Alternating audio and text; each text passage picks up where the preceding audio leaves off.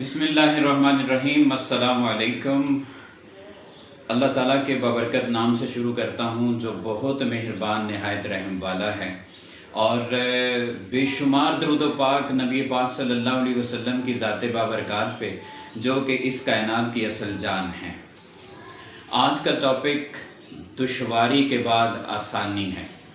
اس سے پہلے کہ میں اپنے ٹاپک کی طرف بڑھوں، میں چاہوں گا کہ اگر آپ نے یہ چینل سبسکرائب نہیں کیا تو سب سے پہلے اس چینل سبسکرائب کریں اور بیل آئیکن کے اوپر کلک کر دیں۔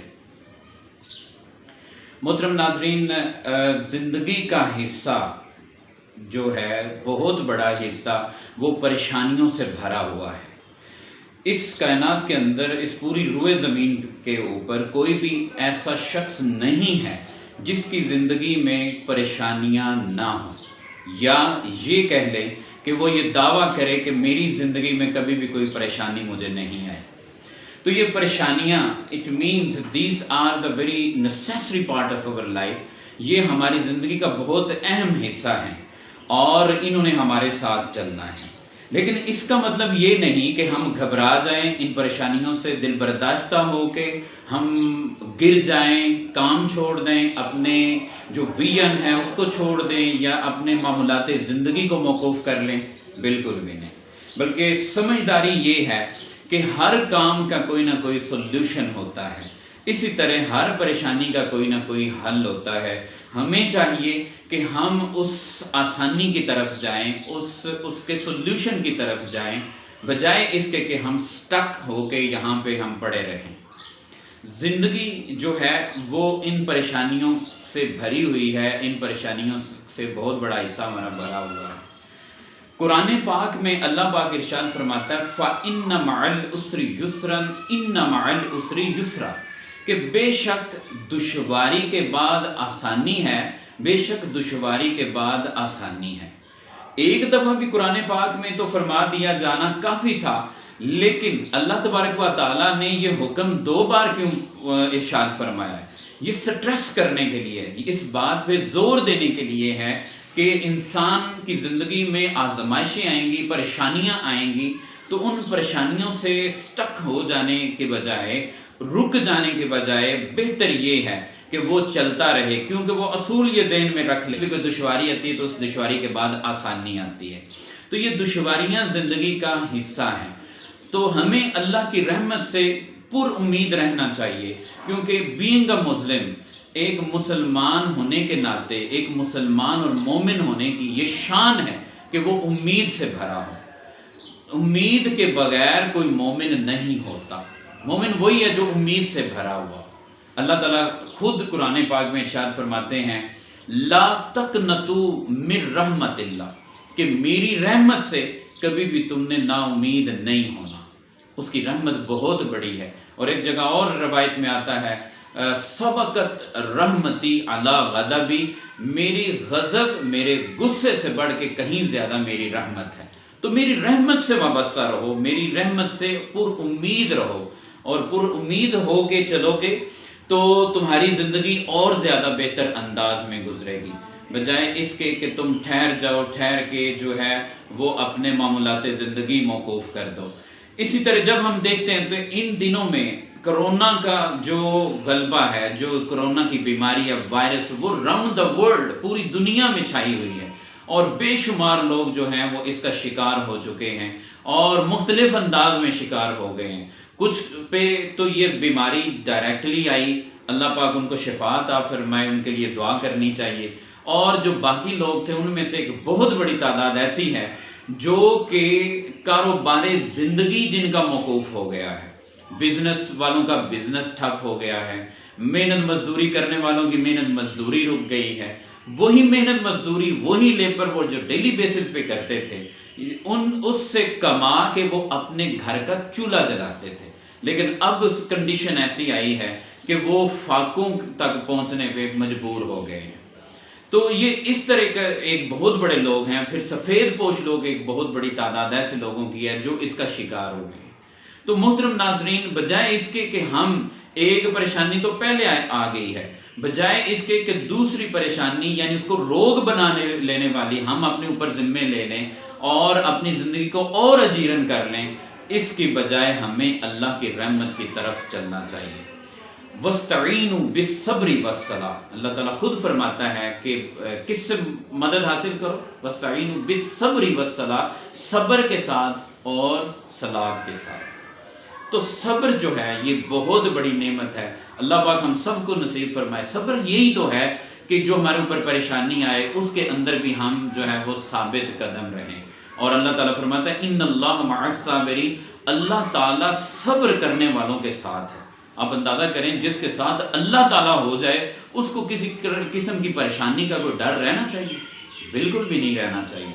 تو ہمیں اللہ کی رحمت سے پر امید ہو کے اس کی طرف رجوع کرنا چاہیے، اس کی طرف ہمیں اس کی بارگاہ میں پیش کر دینا چاہیے اپنا آپ، تاکہ ہماری زندگی جو ہے وہ آسانیوں کی طرف آئے، اور اس کا ذکر کریں، اس کی بندگی کریں، نماز پڑھیں، تلاوت قرآن کریں، اس سے دعا کریں، اپنے گناہوں کی معافی مانگیں، تو انشاءاللہ اللہ بہتر کرے گا۔ ایک وقت آئے گا اور وہ وقت قریب ہے جب یہ کرونا اور دیگر ہماری جو پریشانیاں ہیں وہ انشاءاللہ تعالیٰ دور ہو جائیں گی۔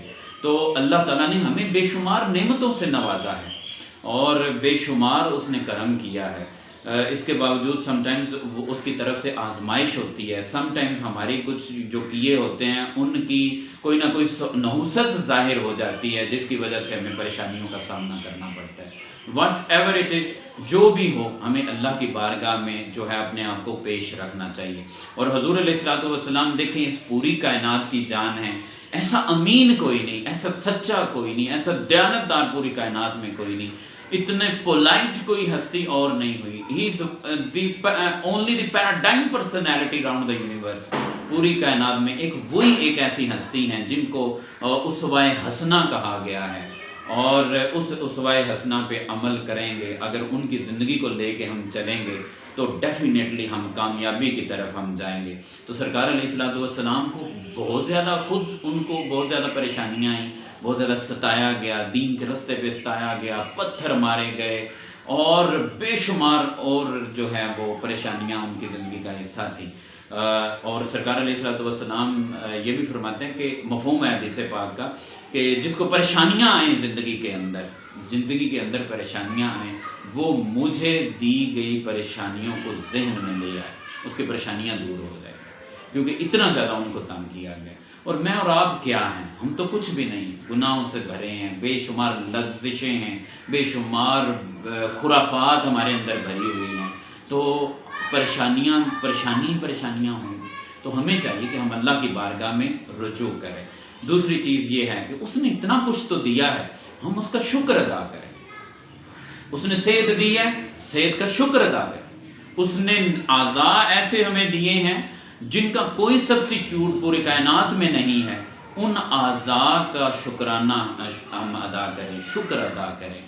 اس نے جو آنکھیں دی ہیں، اس جیسی آنکھیں کوئی بھی سبسٹیچیوٹ آج تک پوری دنیا میں نہیں بنایا جا سکتا۔ جیسا اس نے ناک دیا ایسا ناک نہیں سبسٹیچیوٹ ہو سکتا، اس کا متبادل نہیں ہو سکتا۔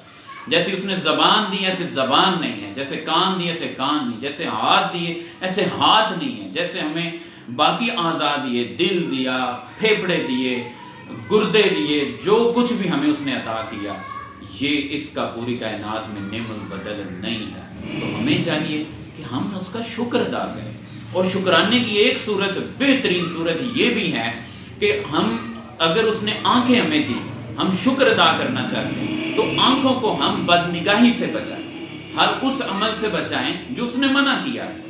اگر اس نے زبان ہمیں دی، ہم شکر ادا کرتے ہیں، تو شکر کی بہترین ایک طریقہ کار یہ بھی ہے، ایک وے ہے، انداز ہے، وہ یہ ہے کہ ہم اس زبان سے جھوٹ نہ بولیں، اس زبان سے ہم وعدہ خلافی نہ کریں، اس زبان سے ہم چگلی نہ کھائیں، اس زبان سے ہم دوسروں کے درمیان لڑائی نہ ڈلوائیں، اس زبان سے ہم غیبت نہ کریں۔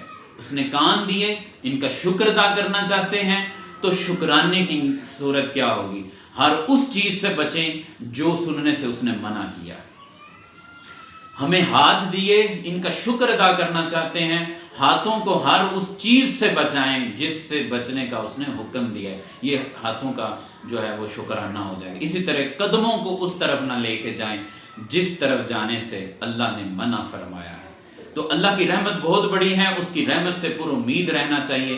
آئی would like to quote one of the greatest American novelist Ernest Hemingway. Graduation کی جو بک ہے اس کے اندر ایک چھوٹا سا ناول بھی ان کا جو ہے وہ the old man and the سی کے نام سے موجود ہے، ہائیلی موٹیویشنل ناول ہے۔ اسی طرح انہوں نے دا فار ہوم دا بیل ٹالز بھی لکھا ہے، تو وہ کہتے ہیں every day is a new day, ہر دن ایک نیا دن ہے، ہر دن ایک نئی زندگی کا آغاز کریں۔ زندگی مشکلات سے بھری ہے، اس کا مطلب یہ نہیں کہ ہم رک جائیں اور رک کے اپنے جو اور بہت کچھ کرنے والے کام ہیں وہ ہم روک بیٹھے، نہیں، بلکہ every day is a new day, ہر دن جو ہے وہ ایک نیا دن ہے، اس کو ایک نئی امید کے ساتھ ہم سٹارٹ کریں، ایک نئی لائف کے ساتھ گزاریں، بجائے اس سے کہ ہم سٹک ہو جائیں، اس کو روگ بنا لیں۔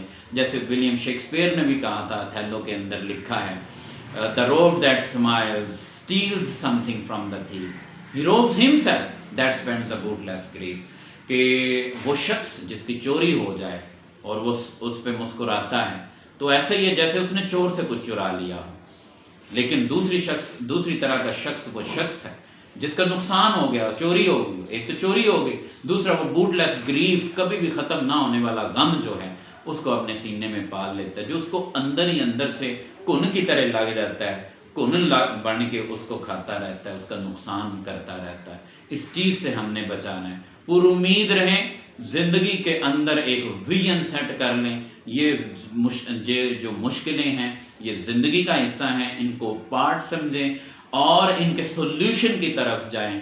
وائز لوگ، دانش مند لوگ، ان کی صحبت اختیار کریں۔ اب تو سوشل میڈیا ہے، بڑا ایزی ہے، ہم یوٹیوب کے ذریعے اور بڑی آسانی سے ہم سرچ کر کے بڑے بڑے اسکالرس کو سن سکتے ہیں، ان کی یہ بھی صحبت ہے ایک طرح کی، ان کی کاؤنسلز لیں، ان کی قیمتی باتیں سنیں، اچھی اچھی باتیں سنیں، اپنی کمپنی اچھی کر لیں، پر امید لوگوں والی، کامیاب لوگوں والی جو ہے وہ کمپنی ہم کر لیں۔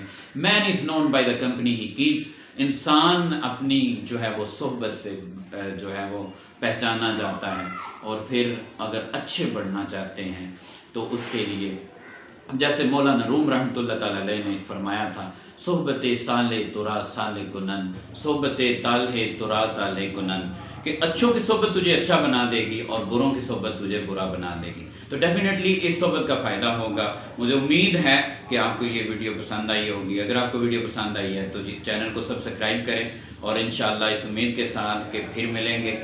اللہ تعالیٰ آپ سب کا حامی ناصر ہو۔ السلام علیکم۔